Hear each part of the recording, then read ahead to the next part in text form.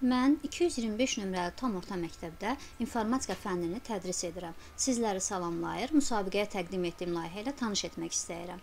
Təqdim etdiyim bu layihə interaktiv summativ qiymətləndirmə üçün nəzərdə tutulmuşdur. Əsas üstün cəhətlərindən bir neçəsini qeyd etmək istərdim. Bu cür qiymətləndirmə cavabları başqasından köçürməyə həvəsli şagirdin istəyinə son qoyur. Müəllimim hər tədris vahidinin sonunda qiymətləndirmə vasitələrinə, məsələn, testin çıxarılmasına sərf olunan xərcdən azad edir. Qiymət çıxarma prosesini asanlaşdırır. Failin tamamlandığı zaman e-mail ilə göndərilməsinin də öz üstün cəhətləri vardır. Belə ki, valideyn və şagirdə qiymətləndirməni araşdırma imkanı verir, səhvlərin analizini, qiymətləndirmənin obyektivliyini, görünən olmasını təmin edir. Hətta valideynlərin də müasir təlim haqqında maariflənməsinə yol açır. İndi isə resursa texniki baxış keçirək. Biz növbəti slayda keçirik. Bu zaman istifadəçilər üçün göstəriş qoyulmuşdur. Bu göstərişləri qəbul etməklə interaktiv tapşırıqları aktiv etmək olur. Burada isə şagirdlər üçün göstərişlər qoyulmuşdur. Daha doğrusu şagird üçün göstəriş qoyulmuşdur. O, bu obyektlərlə tanış olaraq hər bir obyektin mənasını başa düşür. Artıq bu slayddan şagird öz ad və soyadını, sinifini, tarixini qeyd edərək tapşırıqlara keçid etməlidir. Məsələn, yazır Əliyev. Azərbaycan dilinə keçək. Əliyev. Əli. Sinif 5A. Tarix 23-ü 5-ci ay 2013-cü il. Təsdiq et düyməsinə toxunur.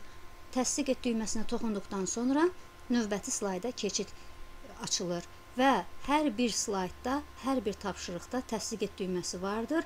O düyməni basmadan növbəti tapşırığa keçmək olmur. Növbəti slayd açılır bu zaman. Bu slaydda Əliyev Əliyə uğurlar arzu olunur. O növbəti slaydda isə informasiya tədris vahidinin adı ilə tanış olur ki, hansı ki növbəti suallar bu tədris vahidi ətrafında olacaqdır.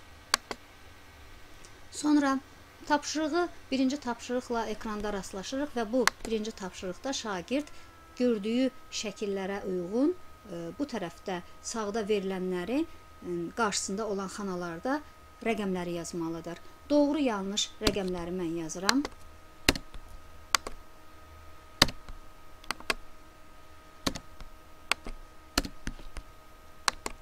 Bu zaman göründüyü kimi səhv yazıldığı zaman kənardakı hədəfdə ox hədəfə toxunmayacaq və kənarda olacaq. Növbəti tapşırığa keçid edirik.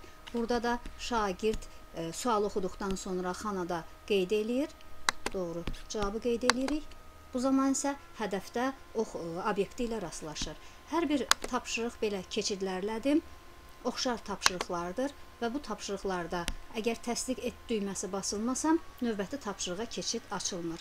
İndi biz hər hansı bir doğru cavabı qeyd eləyək burada və təsdiq edək. Təsdiq etdiyimiz zaman doğru cavab verdiyimiz görünür və biz növbəti tapşırığa keçid eləyə bilərik.